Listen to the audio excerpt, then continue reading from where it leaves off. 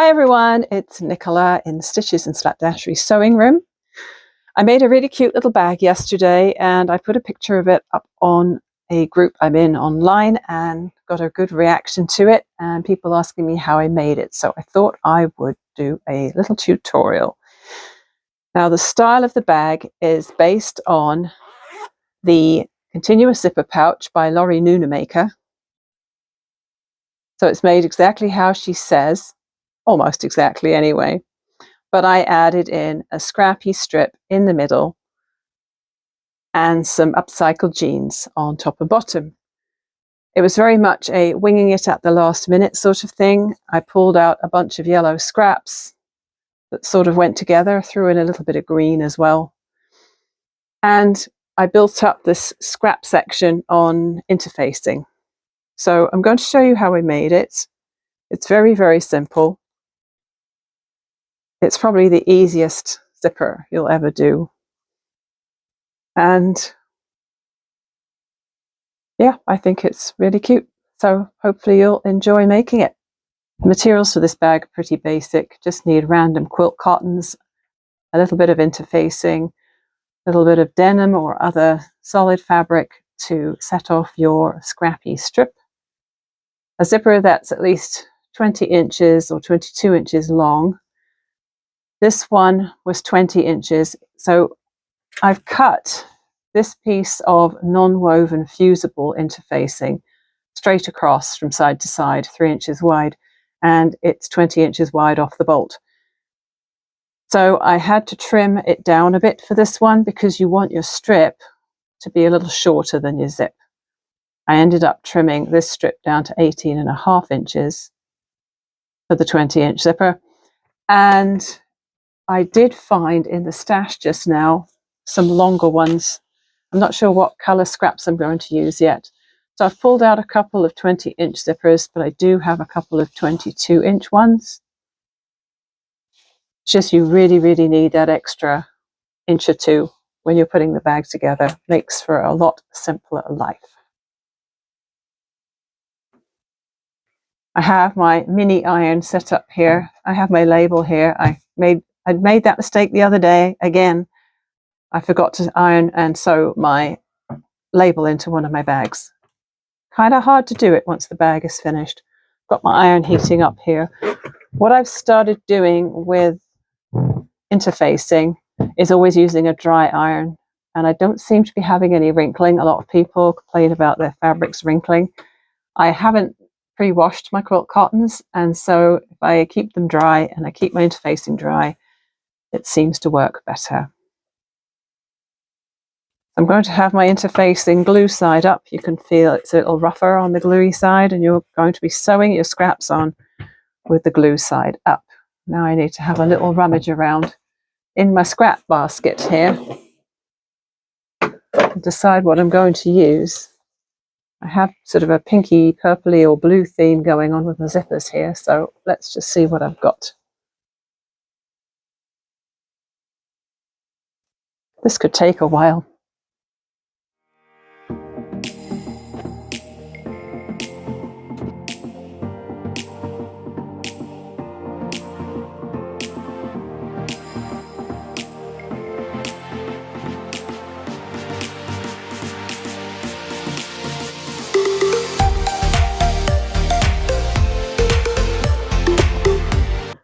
Plenty of blue scraps. Looks like that's what I'm going for. I'm going to use this bright blue zipper and start building my piece of fabric.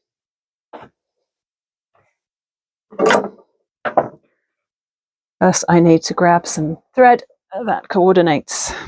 And we're ready to roll.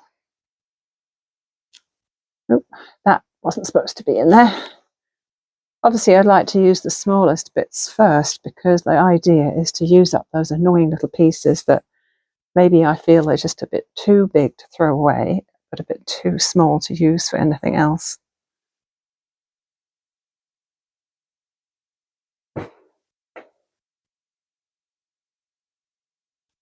Let's use one of my least favourite on the end, though, because I might end up trimming that bit off. So ideally, I don't want my strips too wide. I find that if you go too wide, and I think this was probably close to getting too wide here, I think the narrower you go, the more interesting it is, and the more things look like they go together. If you make a bad choice, bad in quotation marks, then it's less obvious if there are more fabrics to disguise the fact that it doesn't exactly go well. So let's see, right side down on the end there, just gonna line it right up with that end of my interfacing.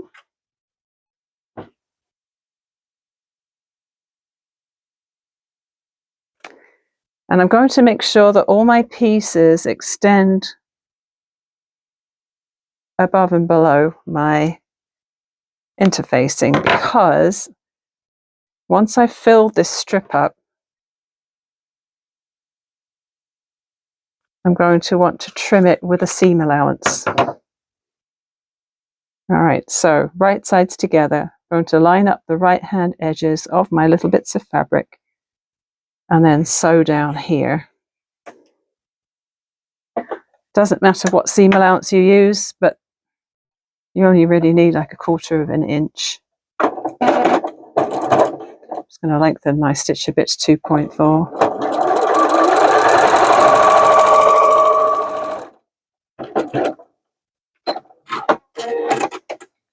So I start sewing a little ways away from the edge of the interfacing, and I finish sewing a little way over, because when I trim this fabric, I'm going to want them to be joined for about another 3/8 of an inch.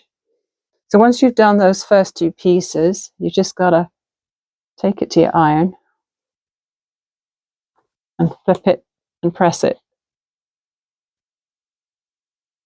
And of course, when you press it, this is a kind of a weird angle for me to do it at. When you press it, it's going to stick to your fusible interfacing and hold it in place.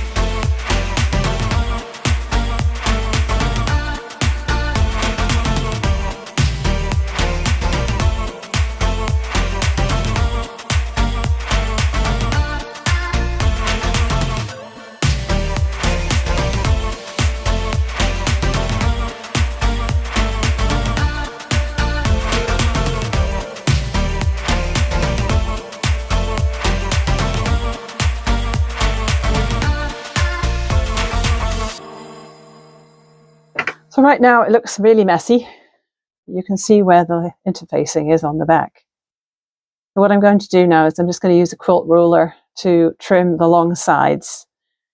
And also, well, I'll trim the short side level with the interfacing, but the long sides, I'm going to put my seam allowance on there. So I will add 3/8 of an inch when I trim the sides. You might use 1/4 of an inch if that's your preferred seam allowance.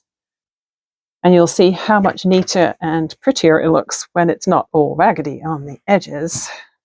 Doesn't that look prettier? I've trimmed the messy bits off. I've left a 3/8 of an inch seam allowance along both long edges and just trimmed this evenly with the end of the interfacing. So now that is ready to be assembled with some other outer fabric for my bag. I've used the same width interfacing in here as I did in this bag. It finishes at 3 inches wide. And so I just pulled a couple of numbers out of the air because I wasn't really thinking about a specific size to this bag. So I used a 2.5 inch strip of denim for the top part and a 3.5 inch strip of denim for the bottom, because I knew I was going to be boxing the bottom a bit. And you don't want that to look too thin on the bottom. You can use any proportions you like.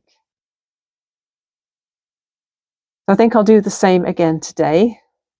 I need to cut myself my pieces of denim. Now this zipper is longer than my piece of scrap fabric. That's what you want. If your zipper is only 20 inches long and your scrap fabric is 20 inches long, that's not long enough. So you'll have to trim your fabric down a little bit. With this one, I went with 18.5 inches for my trimmed down fabric size for my 20-inch zipper. But for this one, I can use a 22-inch zipper with my 20-inch piece of scrap. So I'm going to go and cut my denim pieces 20 inches long, and one will be 2.5 inches wide and the other will be 3.5 inches wide. When I made this other bag yesterday, I used a fairly thin denim, and I wanted the weight of this fabric to be about the same as the center part. So I put a very light interfacing on the back of it.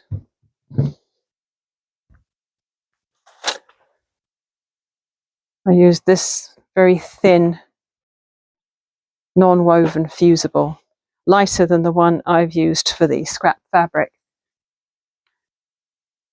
But I don't think I'm going to need it today because this denim is a bit thicker.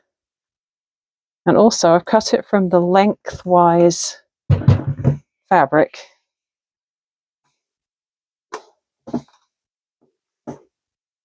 Down a leg of the pair of jeans. And so it's not stretchy widthwise. When I say widthwise, I mean this way. So I think I'm going to take a chance and not interface this.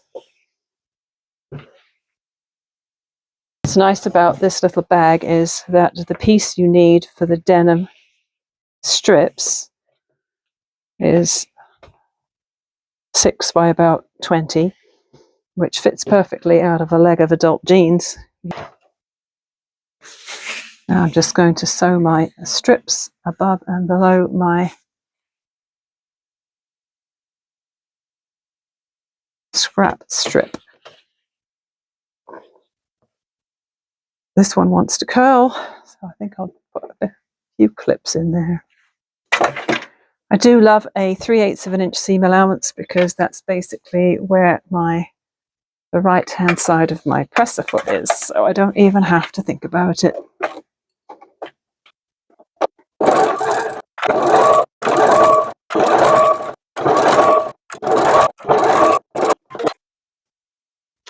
This is the point at which you might want to get the steam in your iron, but I'm not putting any in mine right now because I still have to iron my label onto the lining and I don't want steam for that.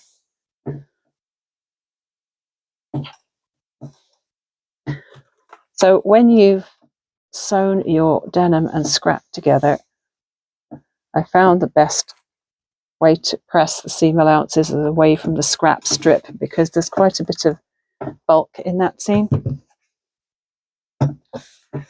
So my seam allowances are being allowed to go where they naturally want to go. It's a good idea to sew from the scrap side because there's a lot of seam allowances in there. And on this side I was going against the flow, and I would have been pushing them all the wrong way if I hadn't been paying attention.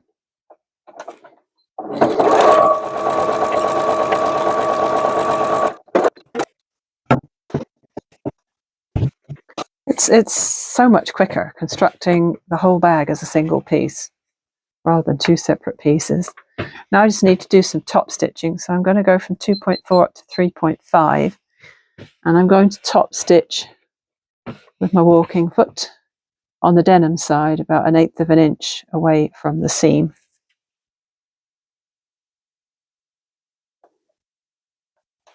But I might go a little bit further away, maybe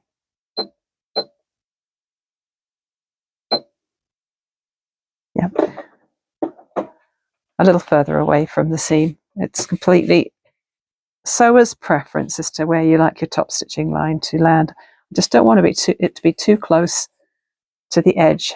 I want it to be firmly securing those seam allowances down.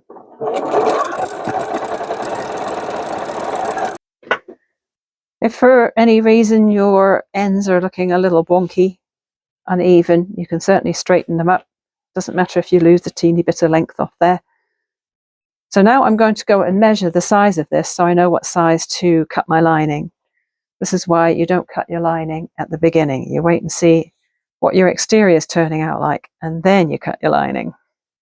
So my piece is 20 wide by 8 inches tall.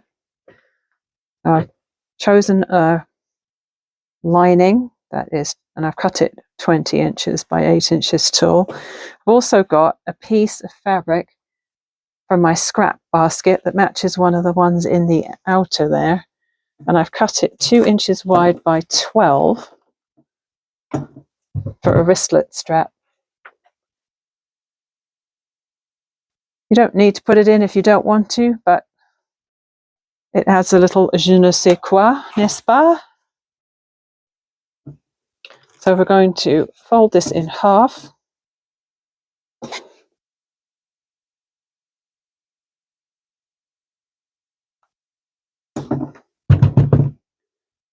And then fold the edges into the center. You could certainly do this any length you want. You could just do a really teeny tiny one that's maybe 3 inches long so that you can put a key ring or a swivel clasp on it.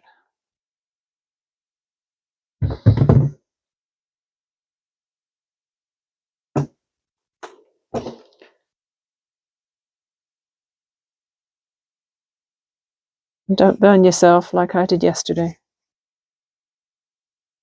Also, don't get interfacing glue on your iron, because that's not good either. You know the really good thing for getting interfacing glue off your iron? I've tried it and it works brilliantly, is acetaminophen, otherwise known in the UK as paracetamol. I have some out-of-date acetaminophen tablets, generic ones from London Drugs. And if you heat your iron up and then use a tablet on it, being really careful, obviously, of your fingers, rub it on the gluey bits, it takes it off. It's amazing. I'd love to know who on earth came up with that one and how they figured out that that was going to work. All right, we're just going to run a line of stitching down both sides of our strap, making sure to put the needle back in the center position, of course. Apparently you can eliminate some of the twisting by always sewing in the same direction. So that's ready to go into the bag when we assemble it. The other thing I'm just going to pop on there is my label.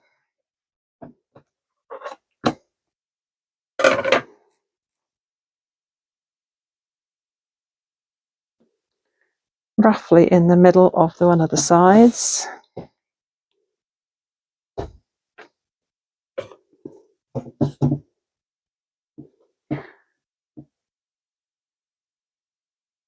About 1.5 inches down from the top.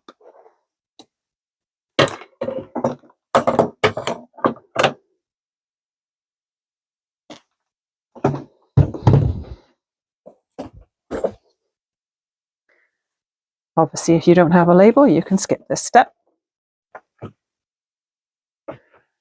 Now it's time for the zipper.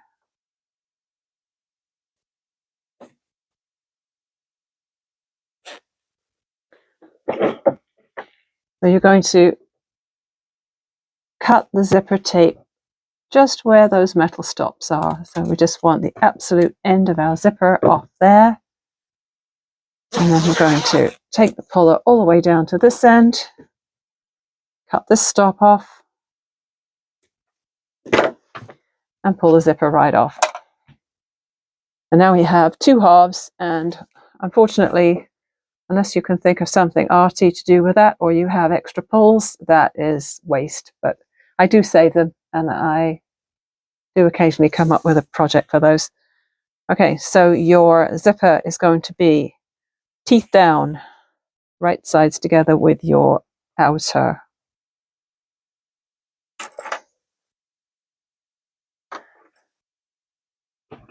Whilst I do love double-sided tape for putting on zippers, I sometimes go without, and what I like to do is sew each part on separately rather than sandwiching the zipper between the lining and the right and the exterior all in one go. I find it's easier to do it in 2 steps. And I've noticed some of the bag designers out there do it too. Lynn's Handmade and Spencer Og, they both do their zippers this way. And I need to put my zipper foot on. Sometimes I'm rather envious of people with industrial straight stitch machines. They have such skinny feet on those things. They can do zippers with the same foot as they're sewing their seams with. So I usually use a narrower seam allowance when I'm doing the first seam, and then when I put the lining on, I'll do the full width seam allowance.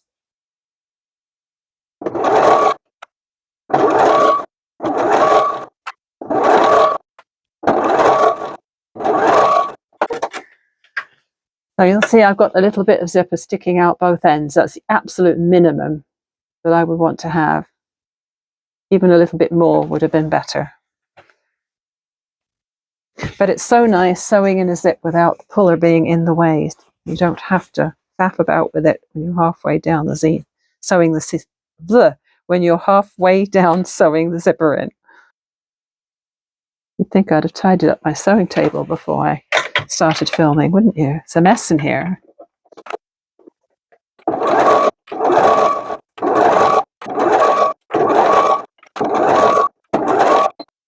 I'm going to pop some water in my iron because I do like a nice bit of steam when I get to this stage of a bag. And I've already put my label in, so it's all good. All right, now you see how easy that zipper is. It's 1 piece of zipper. That's it, 1 zipper seam. Absolutely awesome. So once I've pressed the fabrics away from the zipper, I'll top stitch.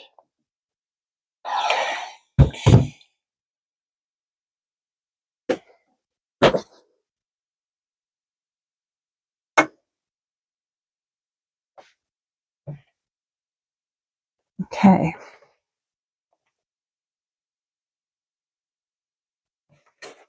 Back to a nice long stitch length, 3.5.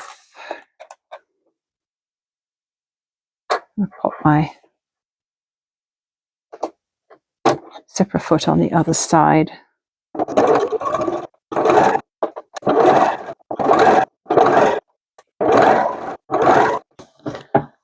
Even though I didn't think my denim was particularly stretchy, it did want to stretch there and pucker a bit.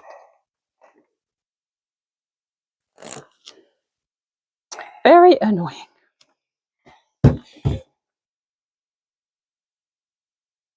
There we go. I steamed it into submission.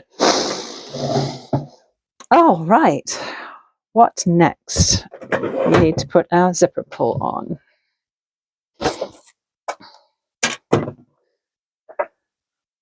So we're going to flip this over and fold this up so that it looks like an origami paper plane. And we want to level up our zippers. As you can see, I have barely enough for this trimming business.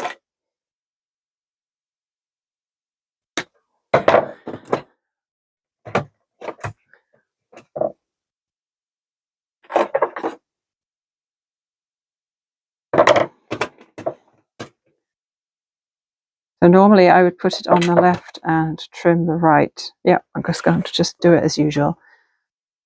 So in order to make it a bit easier to get the zipper pull on, I just trim down and across to remove a few of the teeth,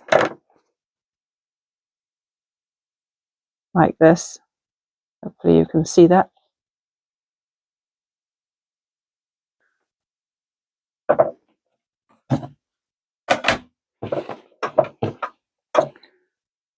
So we take the wider side of our zipper pull,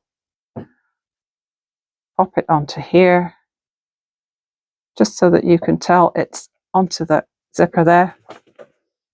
And then this side goes in. Right, I'm going to put it a little further down.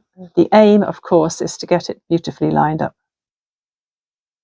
Doesn't have to be perfect. Okay, so I put this in at an angle, and I've got both of these together, and I'm going to pull. It's easier if you do it flat on a table, so I'm amazed at myself that I managed to do it like that. So it's probably a tooth or two off, but as far as I'm concerned, that's good enough for me. So we're going to take the zipper pull along about halfway. You do not want to close it all the way, or you're going to have problems turning the bag through later on. So now you're going to open it up.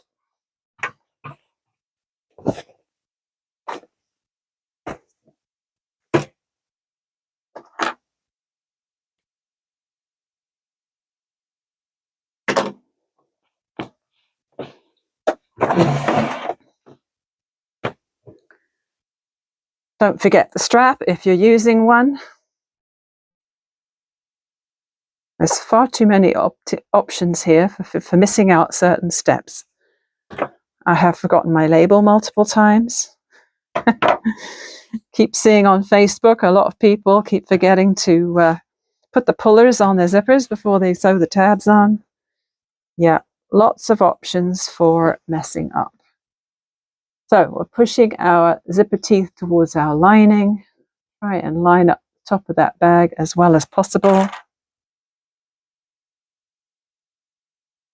Also, it's nice to line up your scrap strip as well as possible where it meets the denim.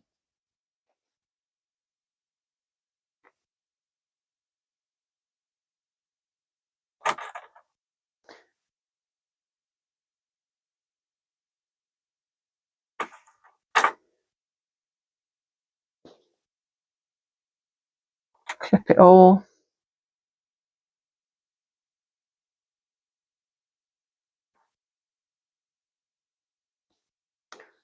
Clip the two sides. Of course, this is a fold, so nothing needs to happen with that. And then clip the lining. What I like to do with these bags is put my opening turning gap on the side rather than the bottom, because this is where the zipper ends. It actually turns out to be a lot more discreet that way. Not as obvious, especially if you're not using a matching thread with your lining.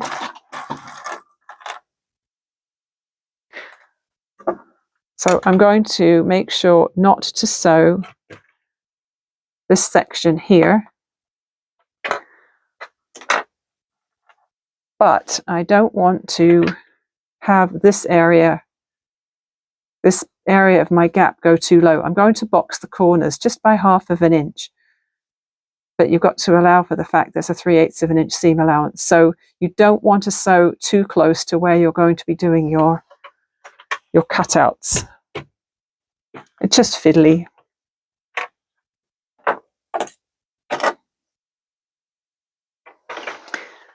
So I've clipped that, and look what I did. I left out my handle. So I'm just going to pop that open, put it inside. Obviously you can position that wherever you like, but I like to position it on the denim part, just above the scrap part. You can baste it onto the outer before you put all this together if you like. I'm feeling like living dangerously today. So what I'm going to do is I'm going to start sewing right here, because this is where I want my things to line up the most. I'm going to sew these two parts, then I'll flip it and I'll sew down a little bit, leave a gap, and then down and across. But first I'm going to put my walking foot back on again.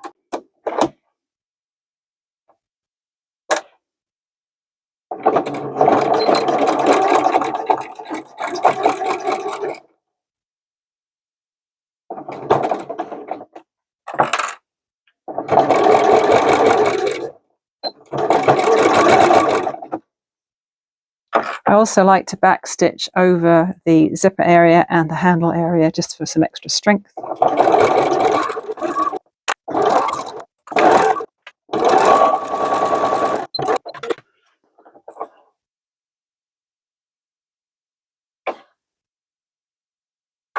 Now I've gone back to the intersection where the zipper is, and I'm going to do the lining side.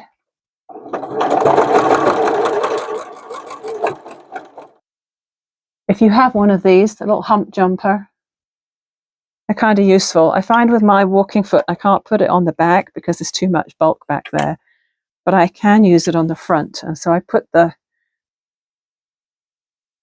plastic bit under the front of the foot, in front of the needle, so that when I'm sewing, the foot carries on at the same level.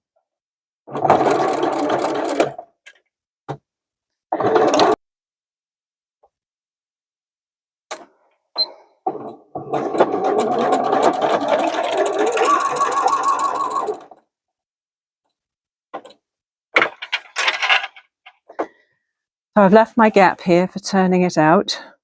I'm also doing a slightly wider seam allowance at the bottom.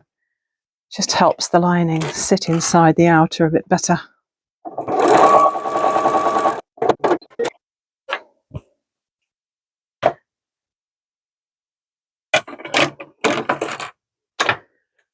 I'm just going to trim off my excess zipper and strap there.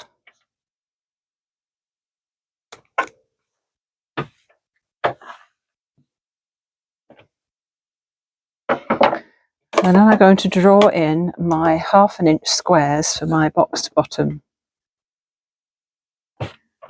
This is totally flexible, obviously. You don't have to use a 1/2 inch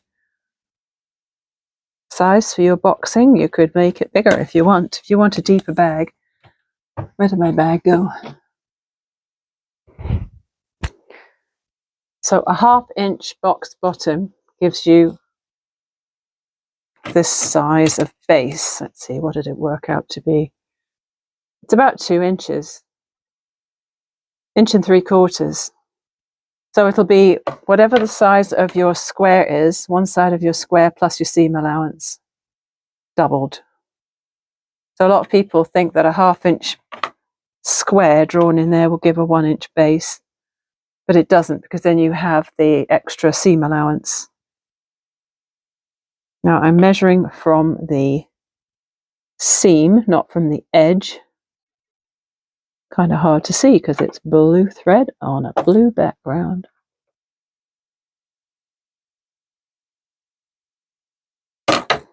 You see my square is measured from the seam and the fold, not from the edge of the fabric, and then from the seam line on this side, and then I'll do the same on this side.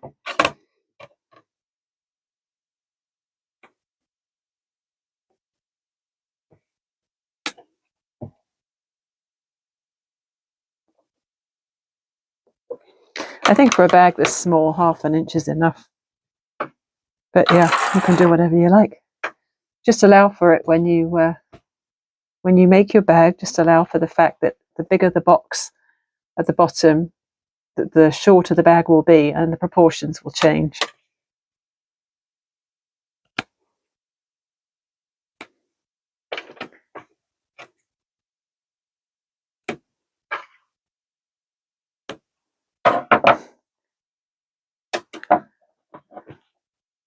Oh yeah, just checking I left my zipper open.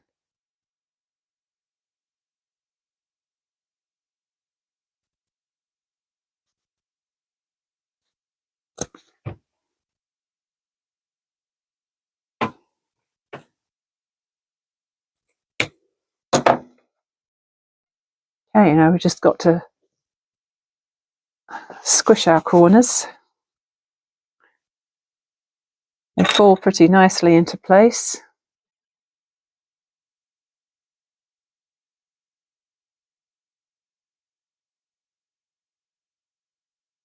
I'm pushing my seam allowance to the left on this one because I'm going to push it to the left on this side too, and then that one will go to the right.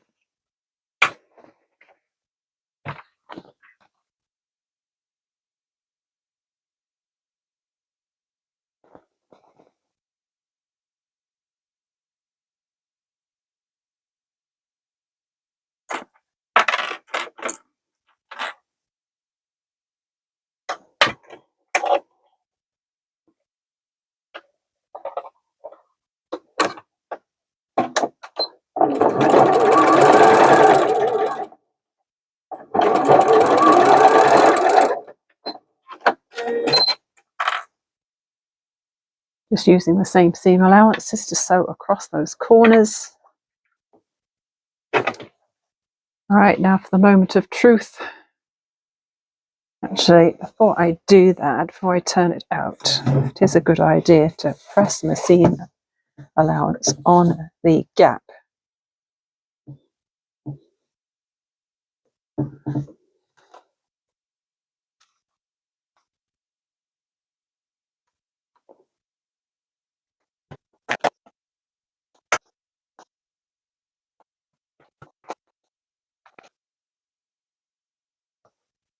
You push your corners out.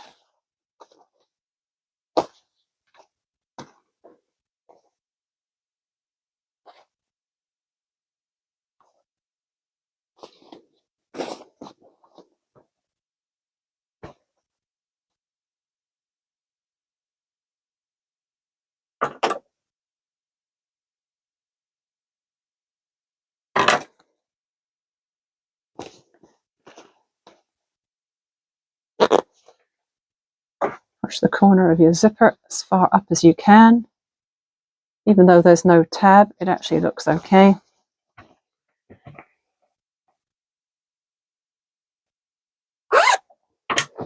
Make sure you're happy with it.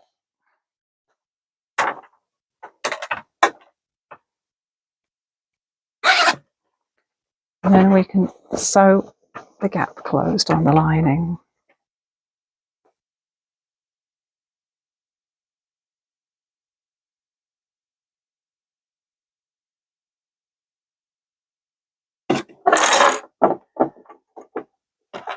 I usually like to use a couple of pins on this part.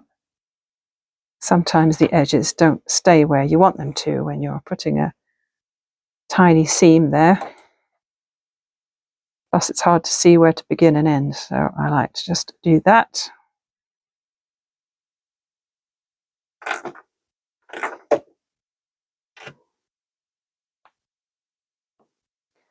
Put a few pins in there and then sew down that edge. She's starting right here with all that bulk is going to be a pain, so I am going to sew it from the other way.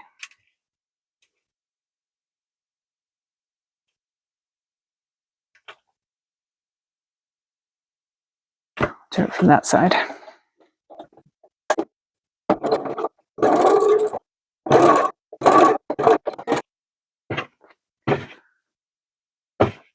Last chance to give another press if it needs it. Don't think it does.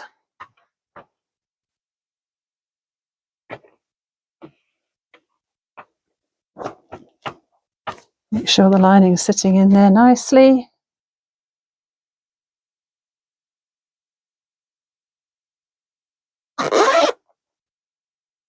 And your bag is done. I really like this combination of fabrics. Although I was going for a blue theme, I like the little splash of pink in there as well, and a bit of green. And because there are so many scraps, it all sort of seems to come together quite nicely. I think that's what they say in quilting. The more colours you use, the more they go together. So that's finished. It's a little bit bigger than the yellow one, because I was able to use the full length of my strip. Good grief, that's hard to say. What do you think? Would you make one of those? If you want the basic tutorial without the scraps and just a straightforward bag making thing, Lorrie Nunemaker is the person to go to for that.